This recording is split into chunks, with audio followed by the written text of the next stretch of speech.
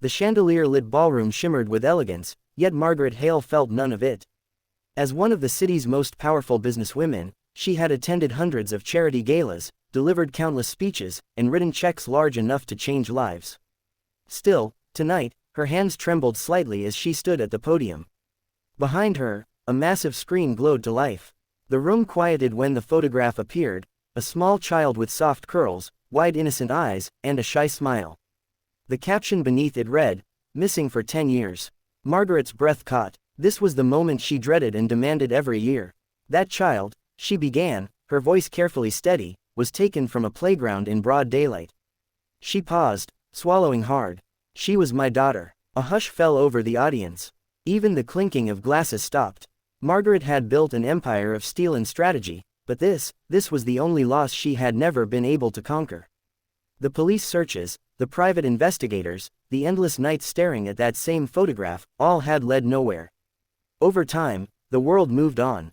She never did. As she continued speaking about the foundation created in her daughter's name, her eyes betrayed her, drifting back to the image. 10 years later, the girl still looked 5 years old in Margaret's memory. Frozen in time. Then it happened. "Ma'am, I know that missing child." The words were soft, almost swallowed by the silence, but they landed like thunder. Margaret froze mid-sentence. The room stirred as heads turned toward the back. Standing near the exit was a girl, no older than 15, wearing a simple dress, her hands clenched tightly at her sides. Margaret's heart slammed against her ribs. No, not this, not false hope. Security shifted uneasily, but Margaret raised a hand without looking away from the girl. Her voice shook. "What did you say?" The girl took a hesitant step forward. Her eyes held fear, but also certainty. "I've seen that photo before," she said. "At the place where I grew up." A murmur rippled through the crowd.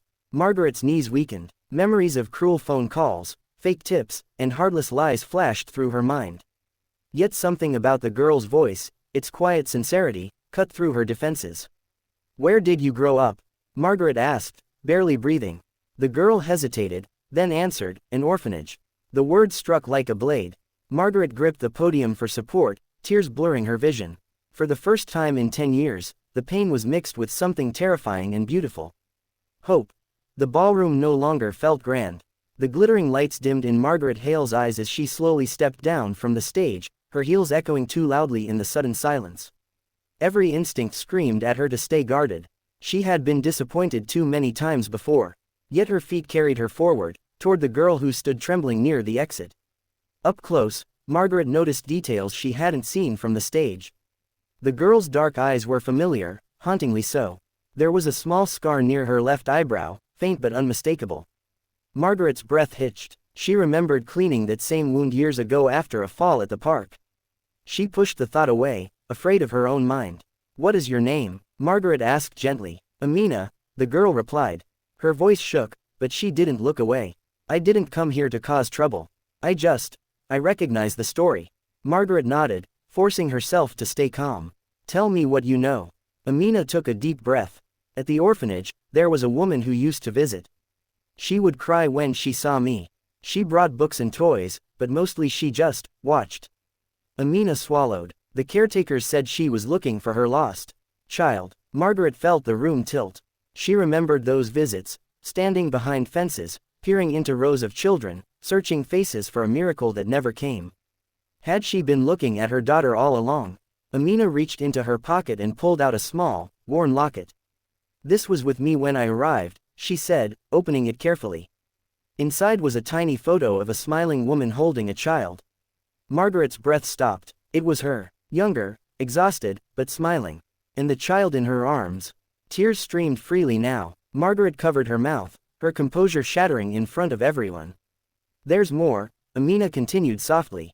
"I have a birthmark on my shoulder, shaped like a leaf. The nurses used to joke about it. And," she hesitated, then hummed a gentle tune, barely louder than a whisper. It was a lullaby Margaret had sung every night. Margaret collapsed into a nearby chair, sobbing. Years of denial crumbled. The private investigators had failed. The police had missed it. But the truth was standing right in front of her. She looked at Amina through tears, her voice breaking. "If this is true, then I lost you twice." Amina's eyes filled. "I always felt like someone was missing too." In that fragile moment, the truth settled between them, painful, undeniable, and real. The room seemed to breathe again, as if everyone present had been holding their breath along with Margaret Hale. Guests stood frozen, unsure whether to look away or witness something sacred unfolding before them. For once, Margaret did not care about appearances, cameras, or reputation. None of it mattered anymore. She rose slowly from the chair, her legs unsteady, and stepped toward Amina. Her hands hovered in the air, unsure, trembling with fear and longing. "May I?" she asked, her voice barely audible. Amina nodded. Margaret pulled her into an embrace, careful at first, as if afraid the girl might disappear. Then the restraint broke. She held her tightly, sobbing openly, her tears soaking into Amina's shoulder. 10 years of grief poured out in that single moment, birthdays spent staring at candles that were never lit, bedrooms kept untouched, lullabies sung into empty rooms. "I never stopped looking," Margaret whispered again and again. "Not for one day." Amina clung to her, overwhelmed by emotions she didn't yet have words for. She had grown up surrounded by kindness, but never belonging to anyone. Now, in the arms of this woman, something inside her finally settled. "I used to imagine you," she admitted softly. "I thought maybe you were a dream." Margaret pulled back just enough to look at her daughter's face. The resemblance was undeniable now, the curve of her smile, the stubborn tilt of her chin. She brushed a strand of hair from Amina's forehead, her hands shaking. "You're so grown," she said through tears. "I missed everything." "You're here now," Amina replied, offering a small, brave smile. Applause broke out quietly at first, then grew, not loud but full of emotion. Some guests wiped their eyes. Others bowed their heads, giving the moment the privacy it deserved. The wealth, the glamour, the donations pledged that night, all of it faded into the background. Margaret turned to the audience, her voice steadier but filled with emotion. "Tonight, you came to support lost children," she said. "And because of that, I found mine." She looked back at Amina and took her hand. "If you're willing," she said gently, "I'd like to take you home." Amina squeezed her hand. "I'd like that." That night, the missing child poster came down from the screen. In its place was something far more powerful, a future rewritten by courage, truth, and love. The story that began with loss ended in reunion, reminding everyone present that miracles sometimes arrive quietly. Spoken by a trembling voice from the back of the room.